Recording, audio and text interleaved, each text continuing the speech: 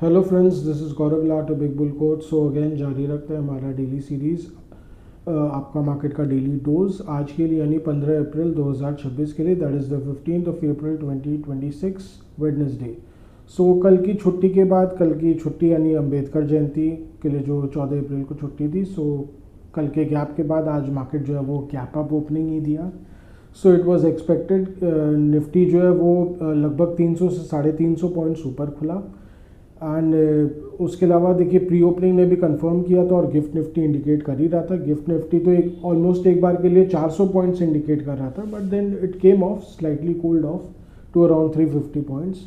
सो market उसके बाद 24,200 के ऊपर खुलने के बाद थोड़ी सी और बढ़ने की कोशिश की थी निफ्टी ने इमिजिएटली, बट वो हो नहीं पाया क्योंकि देखिए कहीं ना कहीं बाइंग एग्जॉशन आ ही जाता है। उसके अलावा प्रॉफिट टेकिंग डेफिनेटली आया ही होगा, क्योंकि जिन्होंने लॉन्ग पोजीशंस कैरी किए होंगे सोमवार से, वो तो ऑफकोर्स बेचने आएंगे ही आएंगे, तो हल्का करने आएंगे ही, और कहीं ना कहीं थोड़ा तो मुनाफा वसूली होएगी फिर कैश मार्केट में भी, नो डाउट। तो वो सब फैक्टर्स थे जिसके कारण निफ्टी एक बार के लिए तो ठंडा हुआ। सो निफ्टी इवेंट अगर आप दिन में देखें तो ऑलमोस्ट 24,100 के आसपास गया। कहीं ना कहीं बैंक निफ्टी में थोड़े से अच्छी प्रॉफिट टेकिंग दिखी। HDFC बैंक का स्टॉक धीरे धीरे थोड़ा प्रेशर में आया। ICICI बैंक का स्टॉक इंटरेस्टिंगली तो सुबह से ही प्रेशर में था। सो ICICI के बैंक के स्टॉक में ज़्यादा एक्साइटमेंट नहीं दिख रहा था। सो मे बी ऑलरेडी स्टॉक बढ़ा हुआ था, तो आज प्रॉफिट टेकिंग करने का मूड था ट्रेडर्स का, सो वो भी एक बोल सकते हैं। बाकी banking stocks were good. PSU banks were good, SBI was doing good. उसके अलावा HDFC बैंक उतना नहीं कर रहा था, बट लेकिन कोटक बैंक है वो सब ठीक था।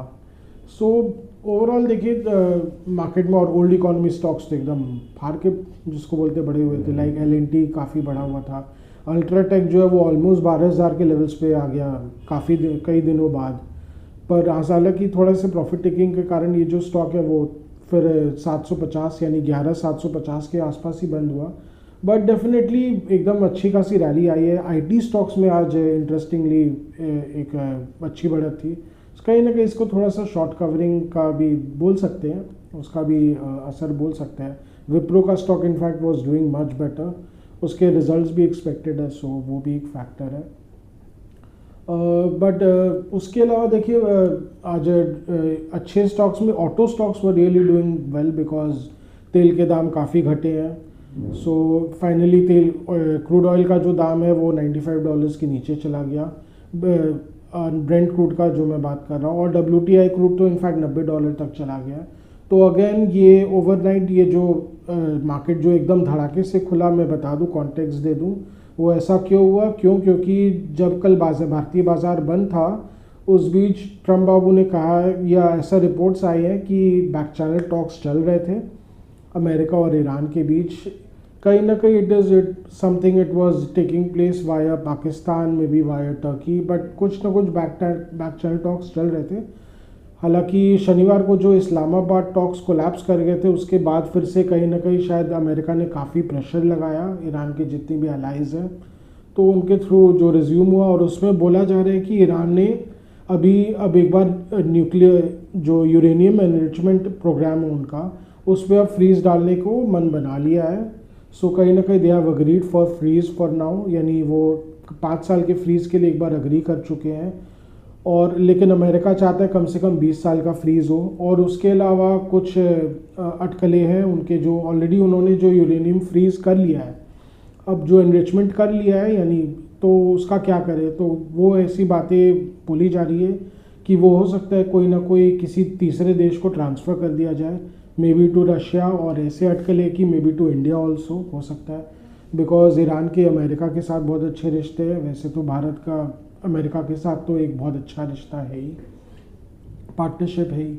सो कहीं ना कहीं भारत भी हो सकता है, पर ऐसा अगर होता है तो एक बार के लिए देखिए जो मसला है ये basically it is all around Iran's nuclear programme, कि ईरान सक्सेसफुली न्यूक्लियर बॉम्ब्स बना लेगा और फिर पूरे के पूरे मिडल ईस्ट रीजन को थ्रेटन करेगा।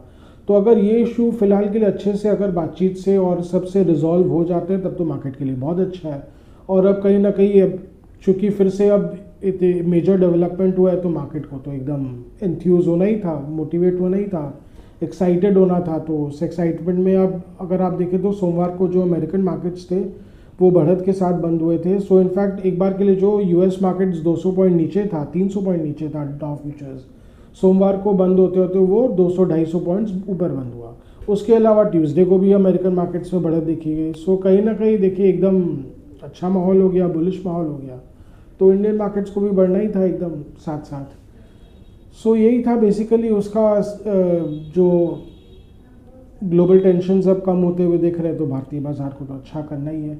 और अगर ये ऐसे ही रहते हैं कहीं ना कहीं, अगर बातचीत आगे जाके, अभी तक देखिए बातचीत पूरी तरह सक्सेसफुल नहीं हुई है, सो लेट्स, बट मार्केट को कहीं ना कहीं लग रहा है, कॉन्फिडेंस ये है कि बातचीत अब सक्सेसफुल हो जाएगी, क्योंकि कहीं ना कहीं ईरान ने ये मान लिया है कि उनकी तो काफ़ी लगी है।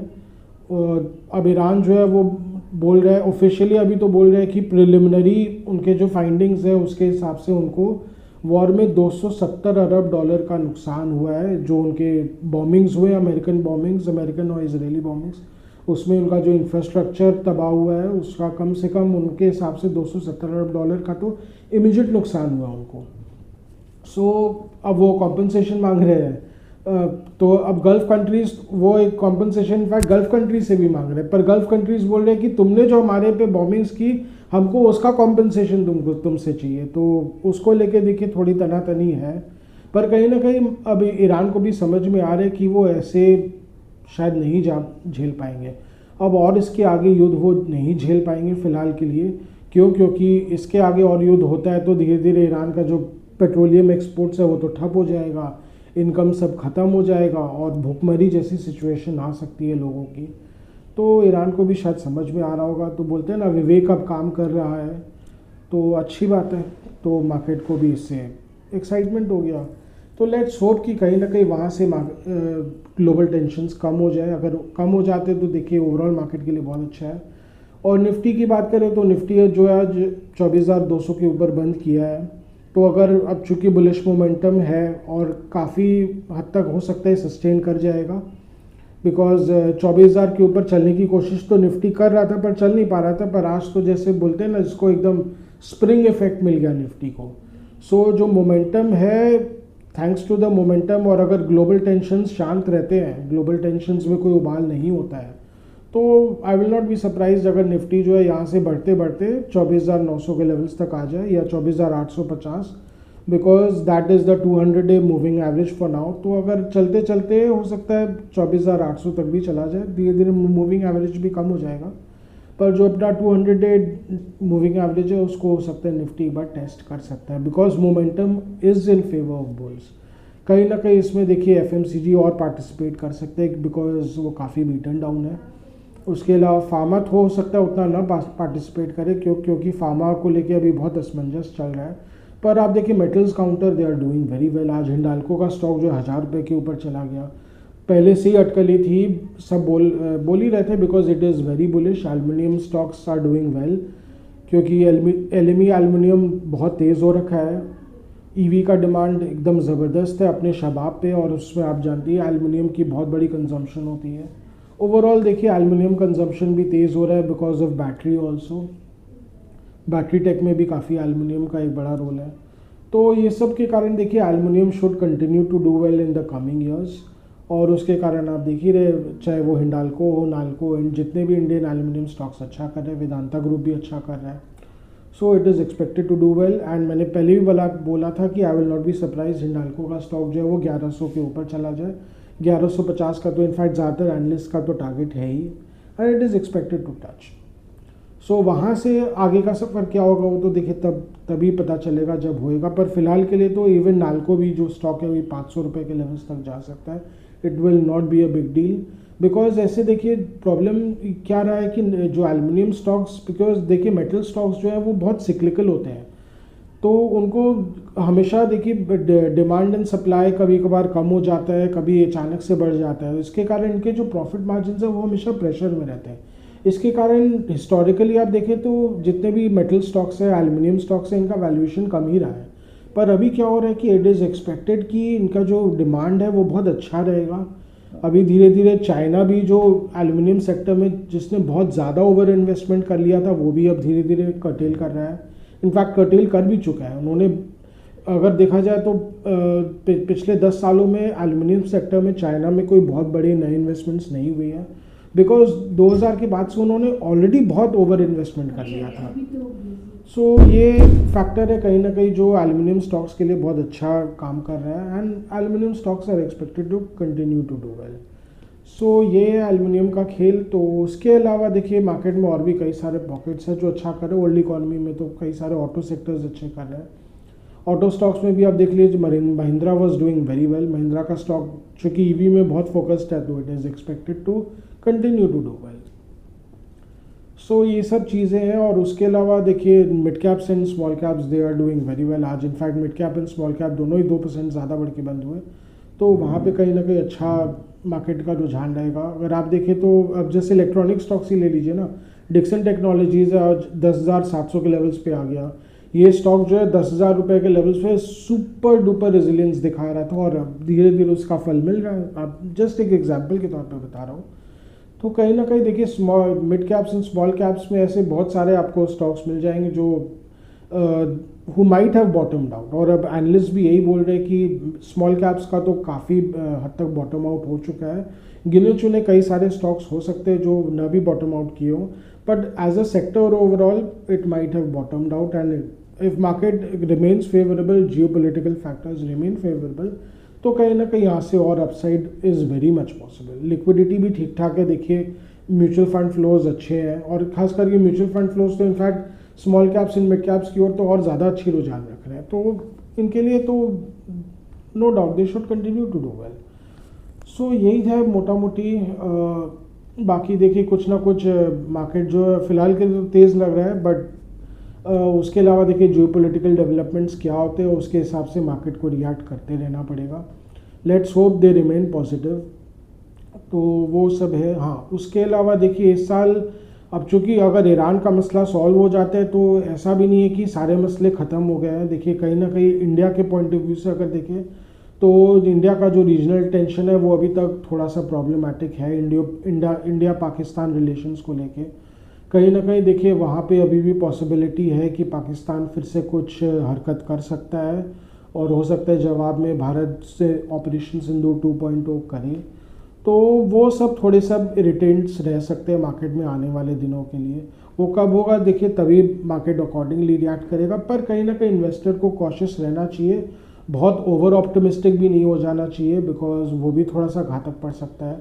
हाँ, उसी में मैं बता दूं जैसे आज ऑयल स्टॉक्स में बहुत अच्छी तेज़ी देखी गई, ऑयल मार्केटिंग स्टॉक्स में, इन द होप कि अब things will turn around. But देखिए प्रॉब्लम ये है कि ऑलरेडी इनको बहुत घाटा हो चुका है। इनफैक्ट पिछले 1.5 महीने में एवरेज में पीक में देखें तो ऑयल मार्केटिंग कंपनीज को डीजल में 31 रुपये पर लीटर का घाटा हो रहा था और पेट्रोल में लगभग 15 रुपये के आसपास, जो कि अब कम जाएगा जैसे जैसे तेल के दाम कमते हैं। पर प्रॉब्लम ये है कि $80 के ऊपर जब तक क्रूड रहता है इनको अच्छा खासा घाटा होता है, और जब तक क्रूड ऑयल जो है वो $80 के नीचे नहीं आ जाता तब तक इनके लिए प्रॉब्लम तो बना रहेगा। सो अगेन इनके लिए यहाँ से अपसाइड बहुत ज़्यादा नहीं होने वाला है। May be they will go 10% more up, पर कहीं ना कहीं और फर्दर अपसाइड बहुत लिमिटेड रहेगा। और एक लॉन्ग टर्म इन्वेस्टर को थोड़ा सा देखिए इनसे बच के ही रहना चाहिए। मेरा तो यही व्यू है, बिकॉज कहीं ना कहीं गवर्नमेंट जो है वो एडिक्वेटली कॉम्पेंसेट भी नहीं करती है इनको इनके लॉसेस के लिए, तो इसका खामियाजा अल्टीमेटली जो है माइनॉरिटी इन्वेस्टर को भोगना पड़ता है। सो वहाँ पे कहीं ना कहीं पॉकेट्स है जहाँ पे एक लॉन्ग टर्म इन्वेस्टर को देखे थोड़ा सा केयरफुल भी रहना चाहिए। सो यही था बेसिकली आज का हमारा डेली व्लॉग, आज का लेखा जोखा। आज का डेली व्लॉग यहीं तक रखते हैं। आशा कर रहे हैं कि आपको हमारे डेली व्लॉग्स अच्छी लग रही हो। Do like share and subscribe to our channel, do hit the bell icon for regular update on our videos. अगर आपको कुछ स्टॉक स्पेसिफिक जानना हो या मार्केट के बारे में कुछ जानना हो तो या सेक्टर स्पेसिफिक कुछ जानना हो तो please write in a comment section, will get back to in help you in any way possible as much as possible. Again अगर आपको कुछ कमेंट्स देना हो, सजेशंस देना हो या फीडबैक देना हो तो please write in a comment section. Your comments and suggestions are valuable for us. So आज के लिए थैंक यू।